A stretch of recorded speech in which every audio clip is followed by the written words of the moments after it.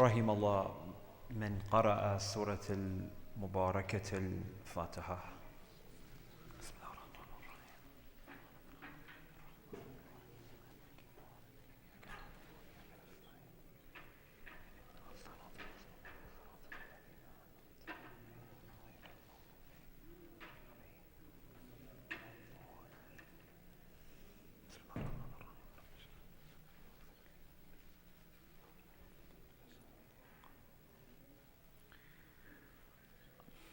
أعوذ بالله من الشيطان الرجيم. بسم الله الرحمن الرحيم وبه نستعين. صلى الله عليك يا سيدي يا مولاي يا رسول الله وعلى أهل بيتك المظلومين. صلى الله عليك يا سيدي يا مولاي وابن مولاي يا أبا عبد الله يا رحمة الله الواسعة ويا باب نجاة الأمة يا غريب يا مظلوم كربلاء. ما خاب من تمسك بكم والأمين من لجأ إليكم سادتي. يا ليتنا كنا معكم فنفوز والله فوزا عظيما.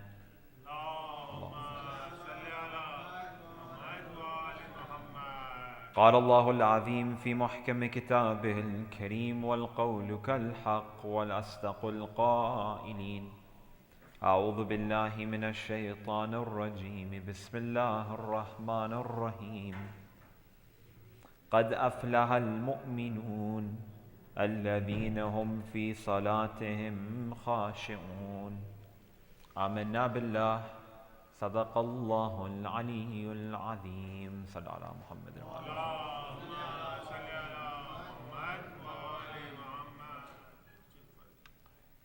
Naturally, the most important institution within the Islamic tradition is the institution of prayers and of salat. Numerous verses within the Holy Quran and hundreds upon hundreds of traditions of Ahlul Bayt alayhimus salatu wassalam emphasize the depth and the significance of prayers within the Islamic tradition. Of course, prayers being the first of our furu' ad-din. There's a narration which states Salat amud ad-din, that prayers is the pillar of the religion. Allah subhanahu wa ta'ala within the Holy Quran states Aqim as-salat inna as-salat tanha anil fahsha'i wal munkar. That establish prayer, for surely prayers is that which removes you from evil and vices. If you go ahead and take a look at a book like Wasa'il al-Shi'a, which is a compilation of the four major books within the school of Ahlul Bayt alayhimus salatu wassalam, we come and we see upwards of thousands of narrations dedicated toward us understanding the importance of prayers and the significance of prayers and the etiquette of prayers, and of course the legal credentials and the jurisprudence around prayers. Once you open up in the first pages of the Risala Amaliyya, the books of law by the Marja, amongst the first chapters is the chapter on prayers, and we see upwards of 800 to 1,000 laws in regards toward the specifics of qiyam and of ruku and of sujood and so on and so forth, again in order to emphasize the uniqueness of prayers. But though we learn how to pray from a really young age, and though we know the importance of prayers in terms of its merit within the Quran and within the Hadith, the problem is it's really, really challenging when we try to reflect for just a moment in terms of exactly how we connect to Allah subhanahu wa ta'ala in the midst of prayers. Praying itself is a challenge, let alone connecting to Allah subhanahu wa ta'ala spiritually in the midst of that prayer seemingly is far more difficult than actually getting up to pray 5 times a day and taking your 15, 17 minutes to do just that. And when we go toward traditions of the Prophet alayhi salam and of Ahlul Bayt alayhi salatu wasalam, we see a really strong emphasis in terms of making the very first step, in terms of how we are able to transmit our prayers toward actually linking with Allah subhanahu wa ta'ala.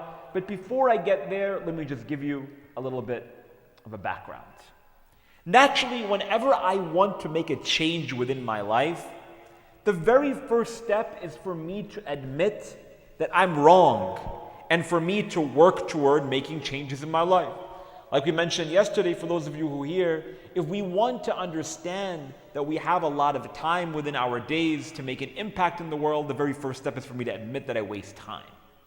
Similarly, if I want to change up my lifestyle and become a little bit more healthy, the very first step that I need to make naturally is to sit back and to myself say, I don't exercise and I don't eat healthy.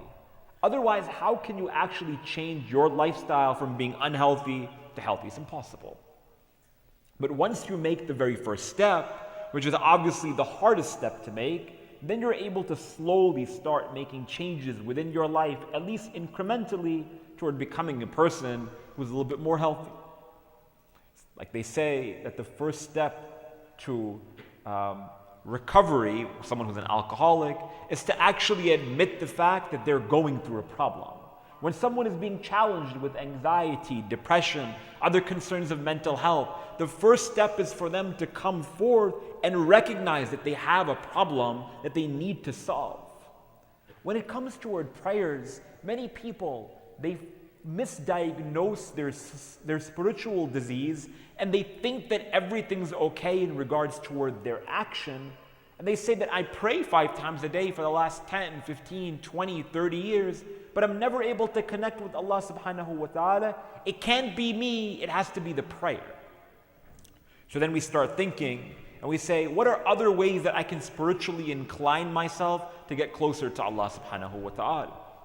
So then you see like unique trends of people who want to go and find different spaces and go through these different other, practices. Like they want to try yoga, or they want to try meditation, or they want to try other forms of wellness, which might be very beneficial to them, but they're forgetting the essence of prayers being the central means of how somebody's supposed to connect with Allah subhanahu wa ta'ala in the first place.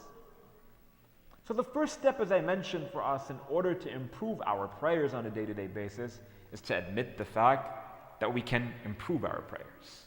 And in reality, that first step is making a firm conviction to Allah subhanahu wa ta'ala and demonstrating toward Him that we actually have a desire to improve my prayers. When I sit back and I say, oh Allah, my prayers are lacking, I'm not worshiping the best way that I can, my connection with you is really, really far from where it needs to be, I need to work to improve it. In the same way that I can look at myself in the mirror and see myself gaining a lot of weight and see myself being incredibly unhealthy, but the first step for me to actually change my physical appearance or to change my physical health is to go and have a strong desire and say, oh Allah, or oh myself, I want to go ahead and I want to change who I am as a person, and it's going to start with you making that decision amongst your own self.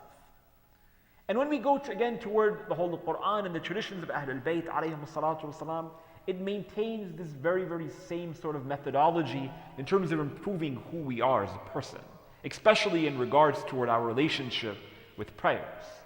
And for today's discussion, inshallah, we want to reflect in terms of how we gain what is known as khushu' in our prayers.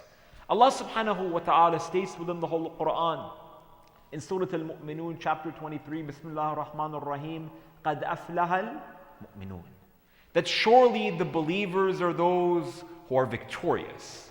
But who are the believers? Who are from the mu'mineen? الَّذِينَ هُمْ فِي صَلَاتِهِمْ خَاشِعُونَ, those who have what is known as khushu' in the midst of their prayers. So for our discussion tonight, inshallah, we want to try to understand how we get to that level by reflecting upon 3 different dimensions. The first dimension is in terms of understanding the difference between ritual and essence when it comes toward our prayers. In terms of what does it mean to perform qiyam and ruku' and sujood. Of course, these are all physical practices, but there has to be some sort of spiritual dimension to it. Otherwise, Allah subhanahu wa ta'ala would not make us want to perform these physical actions only.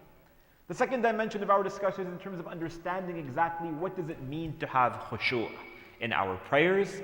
And thirdly and finally, what are lessons that we learn from the sons of Fatimah al-Zahra alayha salatu wassalam in terms of how one can improve their prayers in our day-to-day basis. Sallu ala Muhammad wa ala.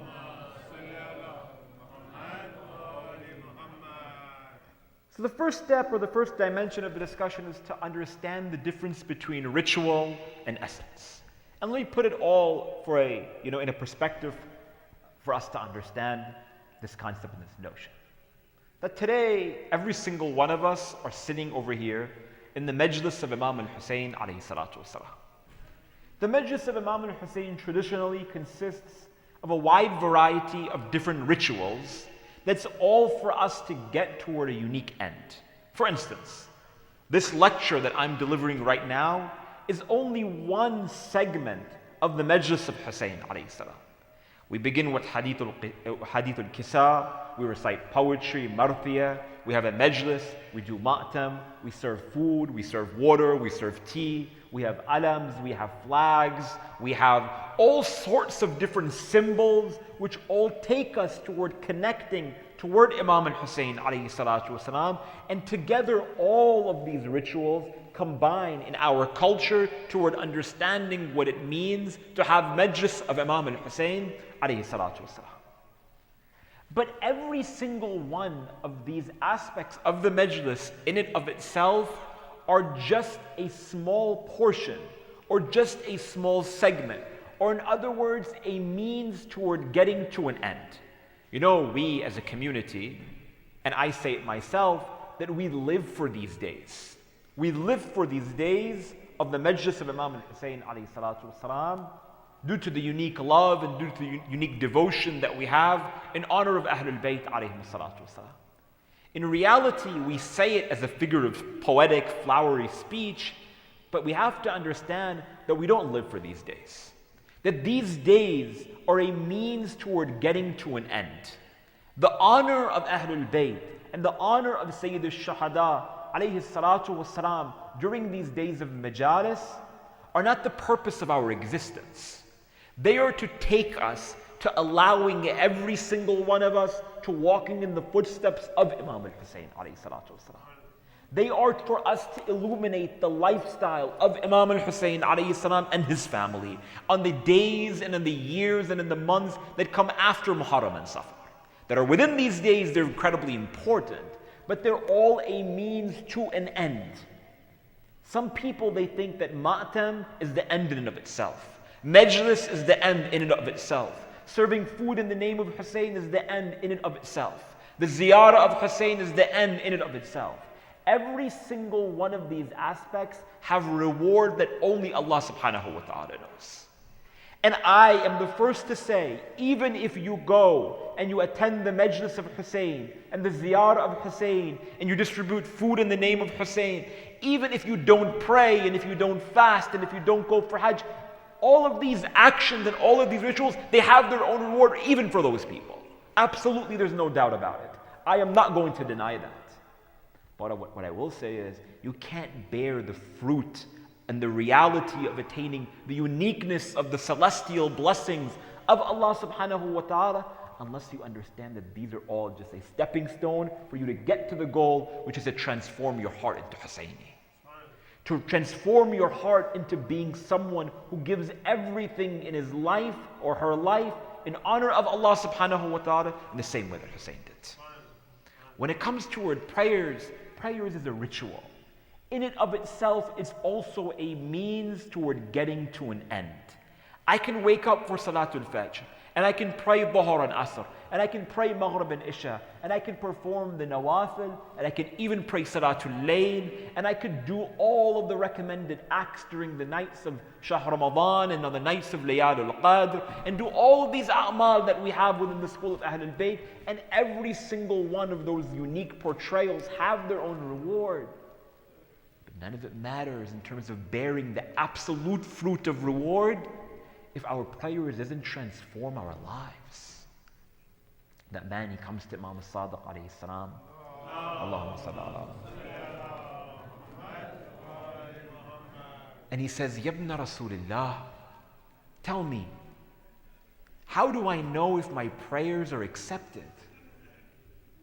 So he says, look at your previous prayer and look at your next prayer.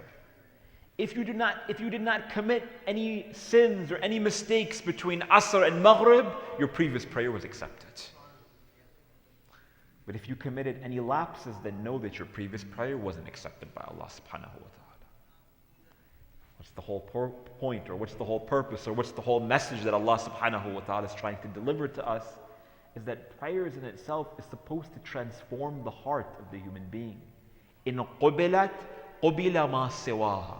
Wa in ruddat, rudda ma siwaha, the hadith states. If prayers are accepted, then all of your acts of worship are accepted. And if your prayers are rejected, then all of your acts of worship are rejected. Why? Because of the institutional value and the core of salat that is supposed to transform and change our lives in reality to make us completely new people. And I don't say this point in a way that we begin to self-deprecate ourselves and fall into a state of depression and say, my prayers for the last 30 years, for the last 40 years, for the last 50 years, none of it's been accepted because I'm always making the same mistakes. That's not why I'm trying to tell you that. I'm trying to state this so that I'm able to empower myself and all of you toward us realizing that it's not going to be one day when you're going to wake up in the morning and your entire prayers are going to get transformed. But making that very first step, as I mentioned, to actually having a desire and saying, oh Allah, I want to improve my prayers. To make the small step. In the same way, like I mentioned before, you're not going to be able to change your entire lifestyle into becoming healthy if you've been eating unhealthy and never exercising for the last 20 years. You can't take one pill, you can't wear this belt, you can't take this, drink this one shake and all of a sudden, like the commercials say, you're going to lose 50 pounds in 2 weeks. It's not going to happen, man. It's not going to happen.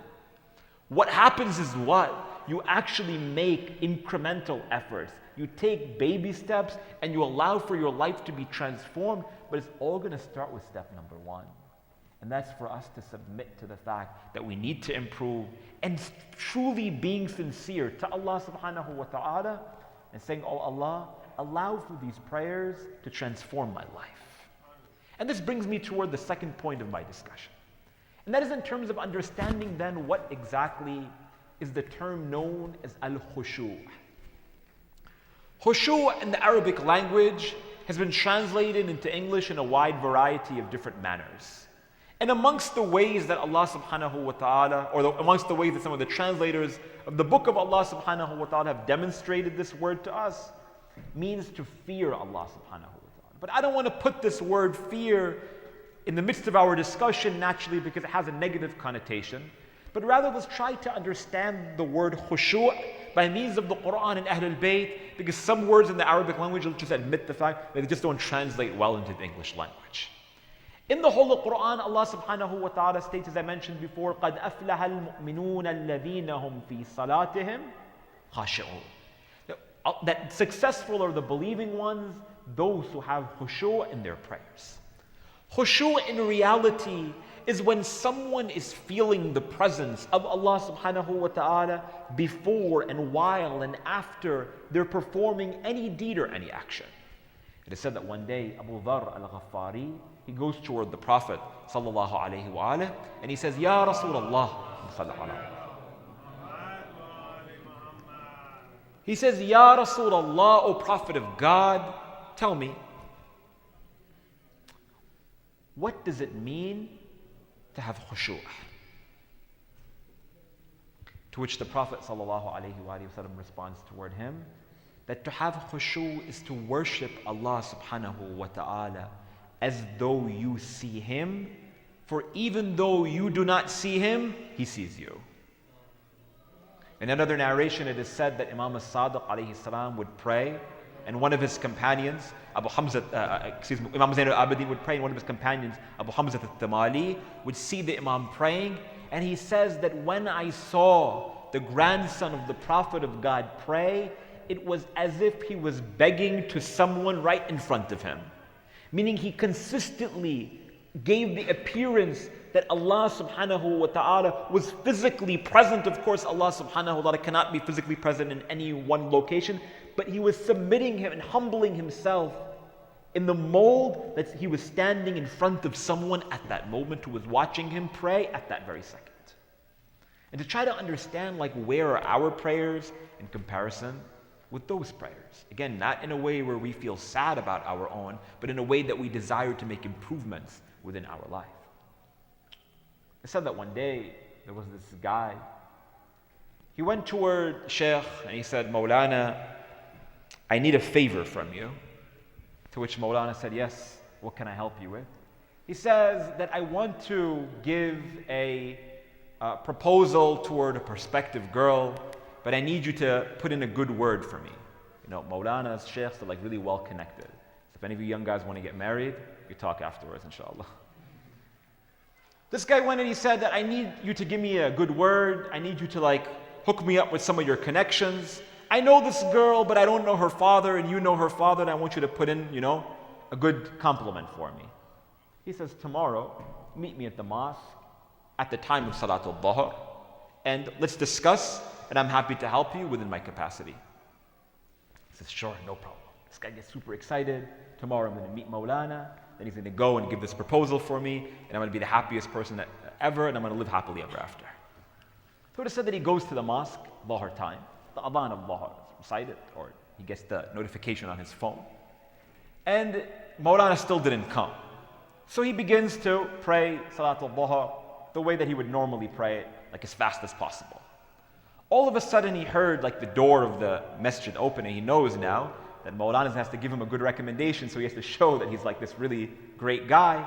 So the minute that the door begins to creak open, he begins to change his style of recitation. From Subhana Rabbiyal Azim wa bihamdih, Subhana Rabbiyal Azim wa bihamdih, Subhanallah, Subhanallah. He begins to recite all the recommendations, all the mustahabbat, all the adhkar, right? He recites the longest prayer of his entire life. The minute that he finishes prayers, he turns around and he saw that a cat had entered into the mosque. It wasn't Maulana. The problem is that sometimes, when we're praying, our mind focuses on everything else other than what we deserve our prayers to be connected to.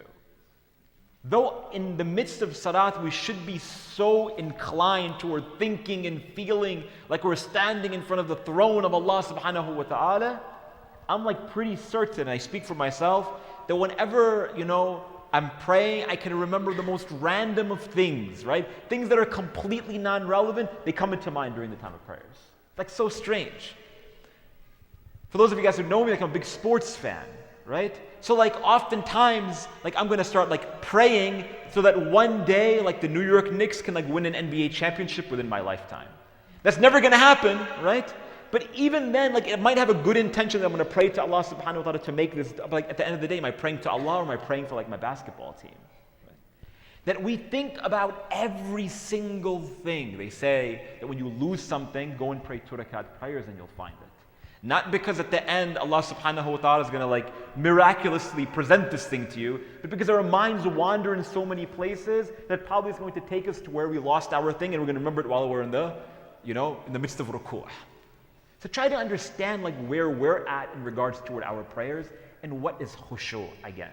If you go, for those of you who are going for the ziyarah of the Arba'een of Imam al-Hussein alayhi salam this year, may Allah subhanahu wa ta'ala all grant us the ziyarah next year and every year inshallah. Within ziyarah al-Warith, or within the ziyarat, when you open up the book, it says, for those of you who go to Karbala physically, we're supposed to recite what is known as the Idhn al-Dukhul, or what is known as the permission to enter. Before we enter into the shrine of Imam al-Hussein, we state, أَأُدْخُلُ يَا رَسُولَ اللَّهِ أَأُدْخُلُ يَا أَمِيرَ الْمُؤْمِنِينَ أَأُدْخُلُ يَا فَاطِمَةَ الزَّهْرَى.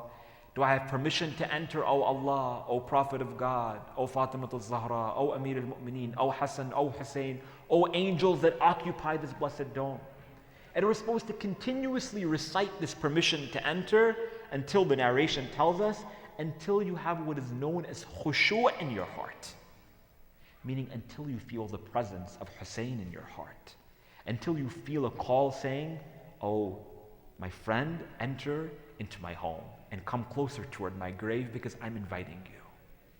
And usually, because of our unique attention and our love for Sayyid al-Shuhada al-Hussein alayhi salatu wasalam. And in the midst of being in that holy site, we're often inclined, we feel that feeling, we get that unique connection that only those of you who have experienced it know what I'm talking about. For those of you who have been for Hajj, on the nights of Layal al-Qadr, when we're reciting Dua Jawshan, sometimes within our lives we connect with Allah subhanahu wa ta'ala and we love that feeling. But then immediately after the month of Ramadan is over, when we come back from Hajj, when we come back from Ziyarah, when we're done performing that unique act of worship, it's so far away from us. And we feel like we can't ever get close to that. But you can. We just have to submit to the fact that it's going to take time. And that some of the unique experiences that we have within our lives trace back to those moments and try to internalize them and push yourself to connecting with Allah subhanahu wa ta'ala in that same way in the midst of your prayers. Khushu is to feel the presence of Allah subhanahu wa ta'ala and to pray to Him as if though you see Him, for even though you do not see Him, He sees you. On the dua of Arafah, Imam al-Hussein alayhi salatu wasalam, he takes it one level higher. He states, Allahumma ij'alni akhshaka ka'anni arak. Oh Allah, you place the khushu in my heart. Instead of understanding that he has to make a step, he says, oh Allah, he's demonstrating what we need to do. Oh Allah, you place it in my heart. If you love me, then allow for me to be one who connects with you. Today, when we go toward the ziyarah of Hussein alayhi salam, people walk from Najaf to Karbala for 2-3 days. It's really cold at night. It's really, really hard for those of you who have done it. When you get toward seeing for the very first time the blessed dome of Imam al-Hussein alayhi salatu wasalam, the golden dome, your emotions, they take you in a wide variety of different ways. And you know, for some people, the very first thing that they think about when they reach that blessed land, when they reach that blessed site, when their eyes bear witness to the golden dome of Sayyid al-Shuhada al-Hussein alayhi salatu wasalam, you know what's the first thing in people's minds? Taking a selfie. No joke. They want to take a photo so they can put it on Facebook. I'm not saying that's bad. That's okay. You can take photos, you should take photos, really, really beautiful. But try to understand for just a moment that might take away from your link with Imam al-Hussein at that moment. That people, and I've witnessed this myself, been for Hajj, alhamdulillah, a few times, several times, where we were performing tawaf around the holy Kaaba on the days of Hajj, and somebody asked me, Fayaz, what time is it? I told him it was like 2:45. He said, what time do you think we're going to finish tawaf? I told him, I don't know, man, a lot of rush. He says, if we don't finish it in the next little while, we're not going to get lunch back at the hotel. I told him, Baba, don't worry about that, man. There's like a lot of restaurants around here. We'll get something else. But I love the food at the hotel, so good. So you're performing tawaf around the holy Kaaba. Like, put that in perspective. These are like days of Hajj. You're like literally performing an act of worship resembling the worship of the angels. Like the first thing on our mind is like the good food at the hotel. And again, I don't say this in a way to make ourselves feel bad about ourselves and so that we fall into any sort of depression. No. But in a way that we begin to think within ourselves like what steps that we need to make in our lives on a day-to-day basis so that we're able to get to where we need to be. Because connecting with Allah subhanahu wa ta'ala on that level, you just happen to feel better at the end. Like we feel during these days of Muharram and Safar.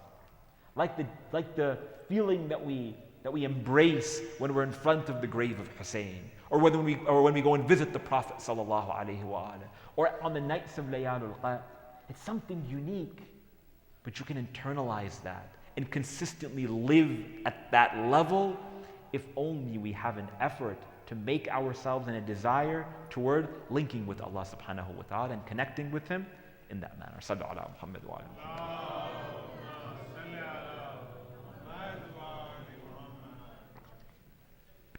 Before I get to the third dimension, let me just narrate to you this anecdote. One of the greatest scholars in contemporary Shi'i history, this scholar by the name of Sheikh Abbas al-Qummi. Sheikh Abbas al-Qummi is the compiler of the most important text, Mafatih al-Jinan. Mafatihul Jinan is arguably the most important book that we have, within the school of Ahlul Bayt alayhim salatu wasalam, right? Because every single one of us probably have it within our homes, probably several copies within our homes. Today when you go toward like a hotel, like if you open up the drawer, like there's always a copy of the Holy Bible, right? If you go toward like Iraq, Iran, you go for ziyarah, if you open up the drawer, there's a copy of the Quran and there's a copy of Mafatihul Jinan. And more people pick up Mafatihul Jinan than the Quran. Anyway, Mafatihul Jinan has many chapters of the Holy Quran. But nonetheless, Abbas al-Qummi is the compiler of this most significant text. Abbas al-Qummi was known to be incredibly sincere in his works and incredibly devoted toward writing about the message and transmitting the teachings of Ahlul Bayt alayhim salatu wasalam in very beautiful ways. Mafatihul Jinan in itself is a compilation of the du'as and the ziyarat of Ahlul Bayt alayhim salatu wasalam. Anyhow, it is said that Abbas al-Qummi was known to never lead prayers. He was never interested in leading Salatul Jama'ah. And many times his students would come toward him and they would state, oh Sayyidina, Maulana, why you never want to lead us in prayers? You're like our teacher. He's like, I'm not interested. One day they came and they bothered him so much and they asked him to lead prayers and they were so insistent that he had no other choice but to agree to their demand. So he went to the masjid, probably hundreds of people, if not maybe several thousand. He goes into the mihrab and he begins to lead salat. Immediately after Salatul Maghrib, he gets up from the prayers and he leaves the masjid. While people are doing tasbih and reciting dua and whatever. So everyone begins to wonder, like, what are you going to do? Anyway, Iran, they found another guy who had a turban on his head. They asked him to lead the prayers, right? They thought maybe Shaykh Abbas al-Qummi had family emergency. Maybe, he had to use the restroom. Maybe he began to bleed. Whatever. There's some reason why he happened to leave the prayers. Immediately after the prayers culminated, they went to his home. They knocked the door. Shaykh Abbas al-Qummi says, I'm not interested in talking right now. They figured that something happened to him, so they left him. The second day they came back again, and he said again the same thing. He said, I'm not interested in meeting with anybody right now. I told you guys I didn't want to lead the prayers. Why did you guys force me? Leave me alone. A second day. A third day, finally, Shaykh Abbas al-Qummi, he had opened the door. His students came in. They said, Sayyidina Maulana, what's going on, man? Why you seem so distressed? And they saw the Shaykh as if he was, hadn't slept for days. He had been going through real anguish, some real anxiety. I said, what's wrong with you? He says, look, I told you I didn't want to lead the prayers. Don't ever ask me ever again. They said, okay, we're sorry, but tell us what happened. Is your family okay? Your children okay? Your wife okay? What's happening? He said that when I was leading the prayers, we were praying Salatul Maghrib, and in the ruku' of the second rak'ah, someone entered into the back of the masjid and called out, Ya Allah, inna Allah ma'as sabirin. Like when someone wants to join the prayer, they make some sort of call out to the imam so he extends his ruku' so they can join. He said, someone called out from I don't know how many 20, 30 lines back, and for a moment I had a thought to my head, Subhanallah, look how many people want to pray salat behind me. And I don't need to have those thoughts enter into my mind. I don't want to lead prayers. Does Shaykh Abbas al-Qummi commit any sin? Does Shaykh Abbas al-Qummi perform any act of real vice? We think about everything else when it comes toward our prayers, right? Let alone this thought that might have entered into his mind. He's fallible, makes mistakes. But this caused Shaykh Abbas al-Qummi to isolate himself for the entirety of his life in terms of leading Salatul Jama'ah, because of how much care he placed in regards towards his prayers. We have an opportunity every single moment and every single prayer and the next prayer of our lives toward making a step to put our perspectives in the right direction so that we're able to attain this khushu' and this connection with our Creator. And that brings me toward the third dimension of our discussion for tonight, inshaAllah. And that's in regards toward how Ahlul Bayt alayhimus salatu wasalam taught us in regards to how we can improve our prayers in really, really simple, practical ways. The first one of those measures is by taking the words of Imam Muhammad ibn Ali al-Baqir alayhi salatu wassalam.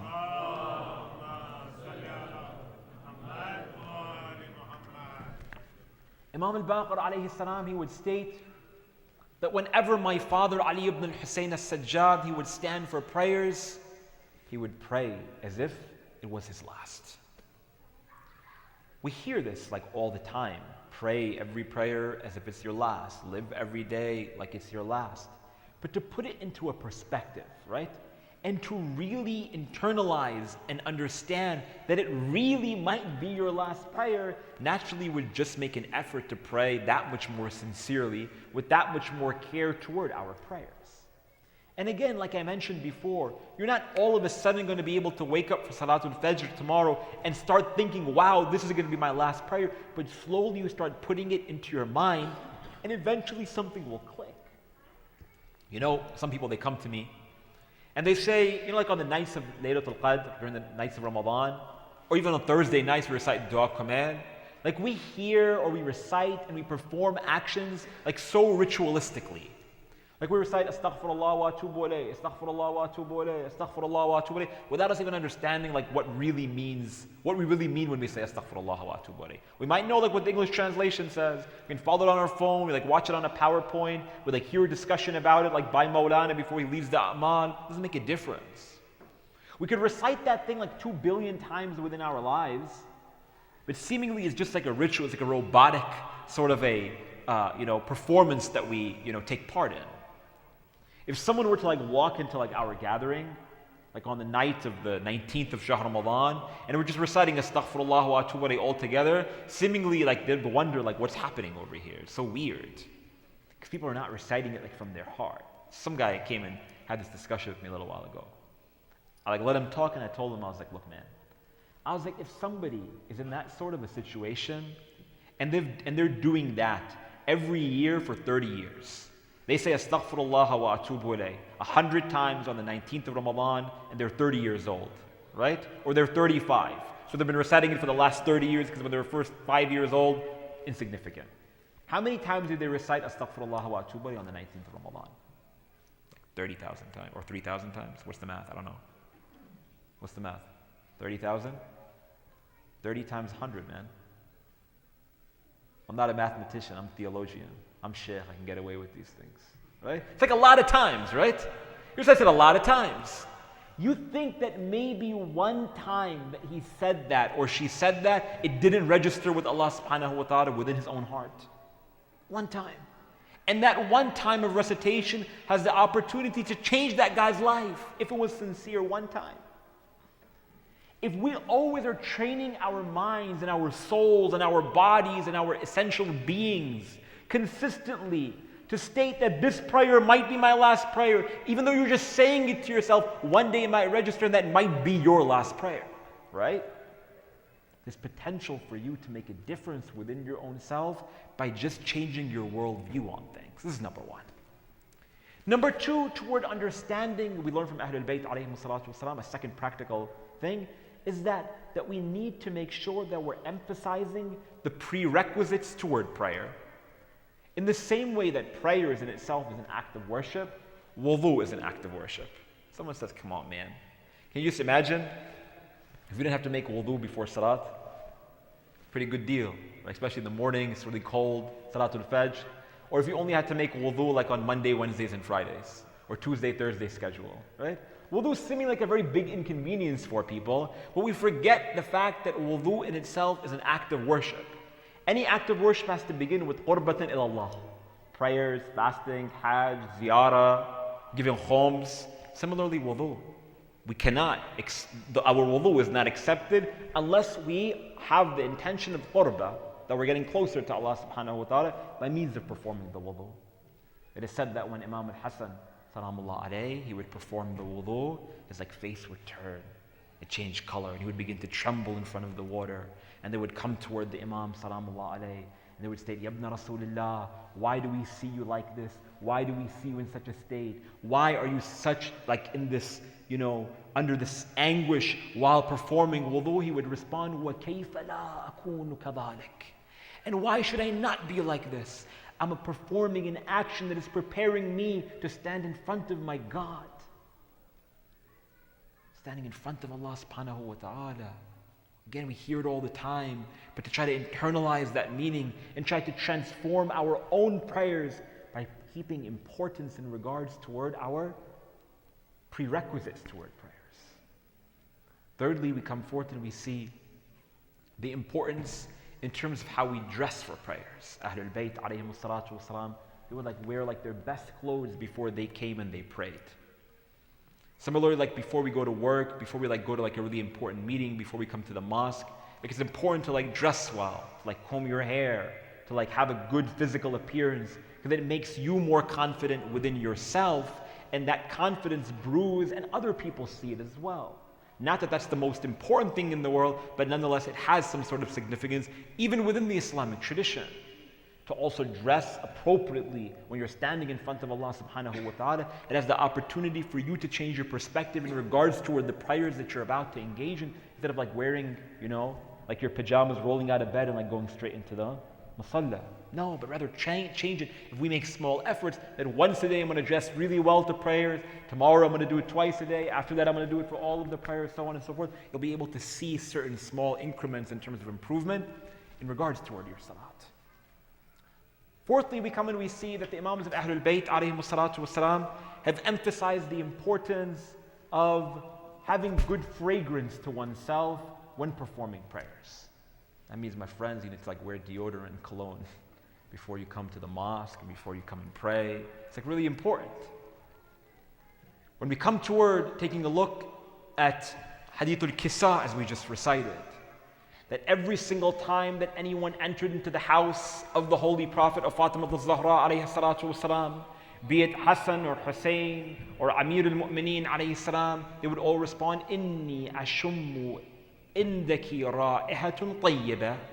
That surely, O my mother Fatima, I smell a unique, beautiful fragrance, as if it's the fragrance of my grandfather Rasulullah sallallahu alayhi wa sallam, meaning that he would have this unique fragrance to himself. They said that one day there was a lady by the name of Zainab. This lady, back in the olden days of Medina in the 6th century, she would go house to house and her job was to deliver perfumes. This was her job back in that day. And it said that she was going from house to house until she reached the house of the Holy Prophet sallallahu alaihi wasallam, and she knocked the door. And the Holy Prophet sallallahu alaihi wasallam opens the door for this lady, Zainab, and he says these words. He says, Ya Zainab, ta'attarti bayti. Oh Zainab, you have brought a beautiful fragrance to my house. What have you brought with you? And at this moment, look at the response of Zainab toward the Prophet sallallahu alaihi wasallam. This lady had such great ma'rifah of the Prophet of God. She knew who her Prophet was. And she responds to him with such a beautiful phrase. The Prophet states, Ya Zainab, ta'attarti bayti. Oh Zainab, you've brought a really good fragrance to my house. And Zainab responds, Ya Rasulullah, ta'attarta as-samawati wal-ard. But O Rasulullah, you have brought a great fragrance toward this world and to the heavens. What cologne was the Prophet wearing? Chanel, Gucci, Hugo Boss? No, man. He had a unique fragrance toward him. Of course, that was divine fragrance with the Holy Prophet sallallahu alaihi wasallam. We don't have that. So we need all those really expensive colognes. There's a hadith that states, this is for our sisters too, or for our husbands, so that they're able to transmit this back to their wives. A hadith that states that when someone spends money on cologne or on perfume, that Allah subhanahu wa ta'ala does not deduct that from the rizq. Meaning if you spend $100 on really expensive cologne, Allah subhanahu wa ta'ala will find you another means to get another $100. So make sure that you all go buy your spouse's gifts when you guys go back home tonight, inshallah. Right? Come and see the importance, the significance on just presenting yourself in a certain way, specifically in regards toward prayers, because it allows you to feel better about yourself, so that when you're standing in front of Allah subhanahu wa ta'ala, your link runs just that deep. Number 4, number 5, wherever we're at, in terms of practical lessons that Ahlul Bayt alayhim salatu wasalam teach us in regards toward prayers, is the importance of doing our very best to reciting the iqamah before prayers. According to the riwayat and the ulama of Ahlul Bayt, they state that iqamah is mustahab mu'akkad, meaning it's on the highest level of performing istihbab. The highest mustahab act that we can perform amongst them is performing iqamah before salat. Classically, some ulama have even stated that performing iqamah before salat is wajib, right? But let's say we've never done it before. Like I said, take small steps. Another tradition states that if you can't perform iqamah, then at the very least recite La ilaha illallah Muhammad Rasulullah and then recite Allahu Akbar. And no problem, you should add Ashhadu anna Aliyun waliyullah as well. And then recite Takbirat al-Ihram, right? Other narrations, they come and they say the unique du'as that we can recite before prayers so that we're able to get us in a, right frame before we get into the prayers. There's one du'a that we're told to recite, Ya muhsinu qad atak al-mu'si. O beautiful one, the sinner has come to your door. In another dua we are told to recite, Inni wajjahtu wajhi wa sallamtu amri lilladhi fatara as-samawati wal ardi hanifan musliman millati Ibrahim wa ma ana min al-mushrikeen. In another dua we're told, for instance, to recite the verse of the Quran, Inna salati wa nusuki wa mahyaya wa mamati lillahi rabbil alameen. That my life and that my prayers and my sacrifice are all for you, O Lord of the worlds. In order that, again, we're putting ourselves in a certain frame so that when we recite Takbirat al-Ihram, all of those other distractions have been removed from our body, from our mind, from our hearts, from our souls. But at the end of the day, the most important thing that we need to do, as I mentioned, my dear friends, earlier, is to just put forth an effort. Just try your best. Just say to yourself, I can probably do better in regards toward my prayers. And probably every single one of us can make the smallest effort within our day-to-day lives toward improving so that in 1 month, in 2 months, in 1 year, in 2 years, in 5 years, our prayers resemble that of Ahlul Bayt alayhim salatu wasalam, even in the smallest of lengths. Sallallahu alayhi wa sallam.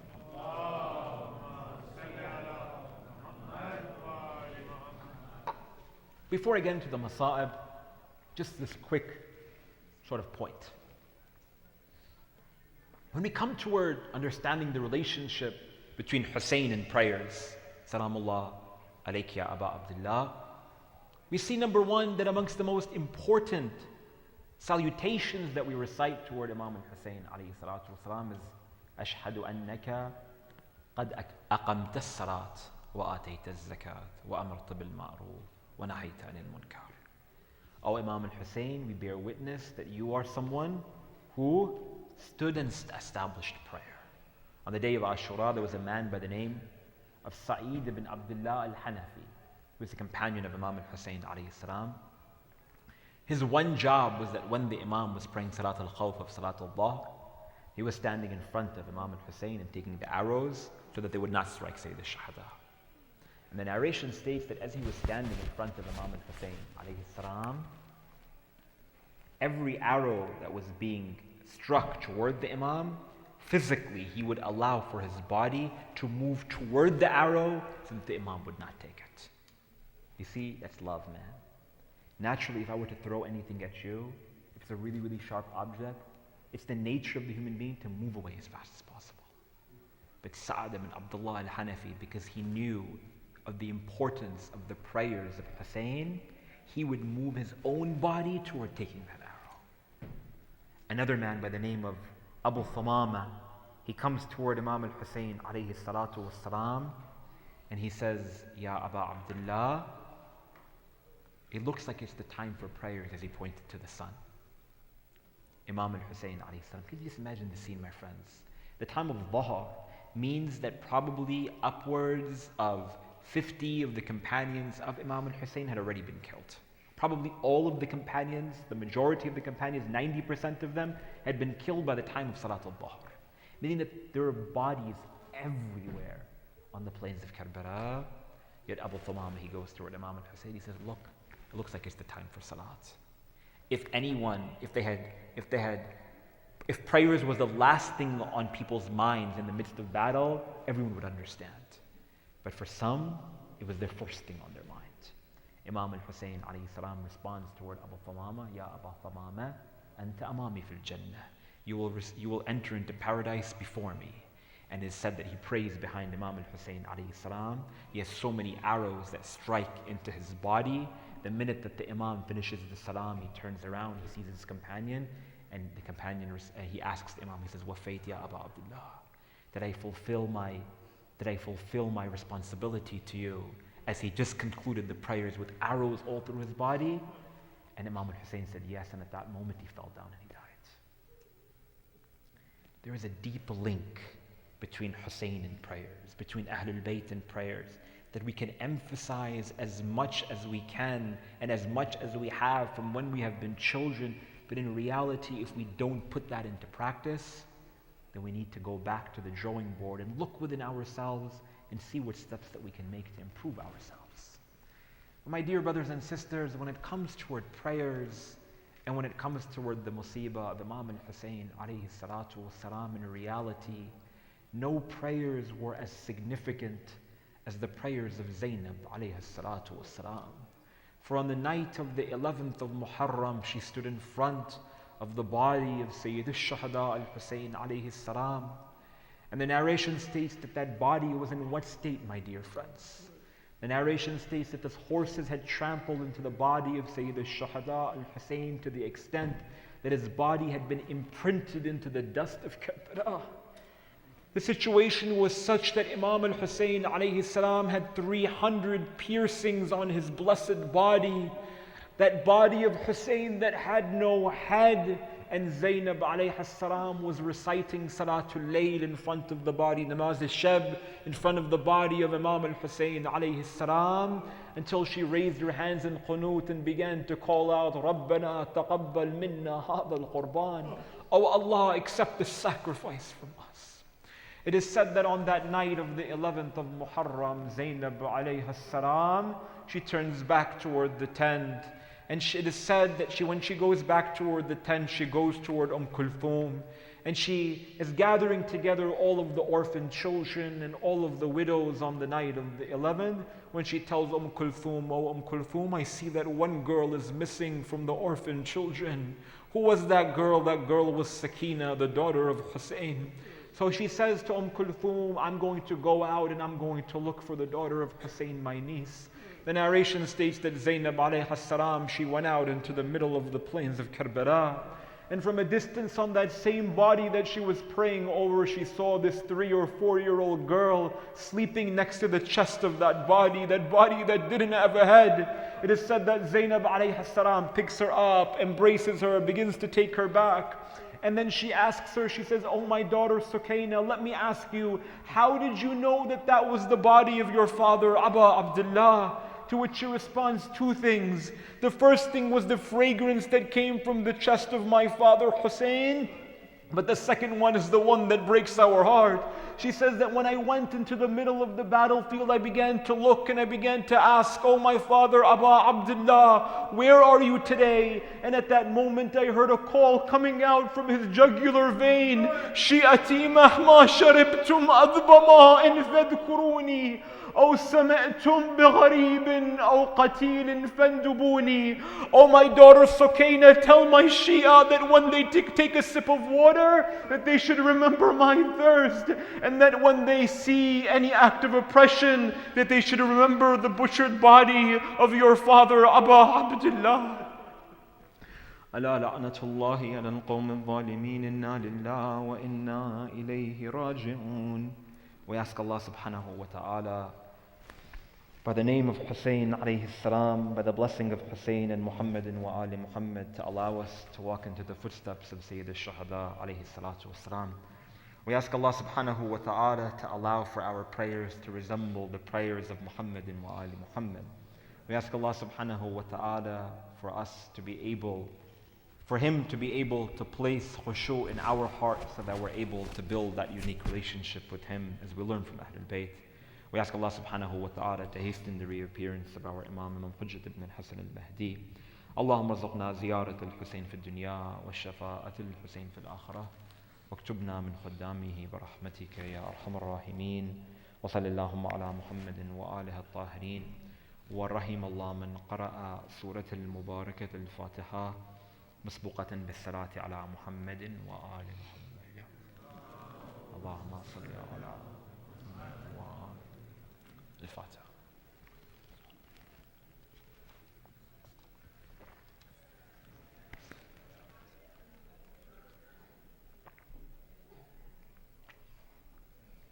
يا حسين.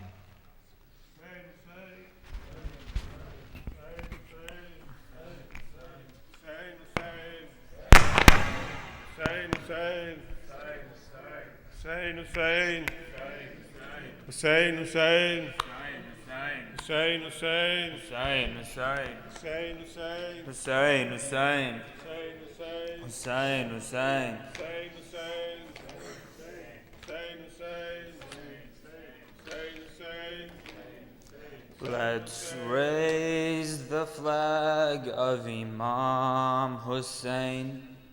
Let's raise the flag of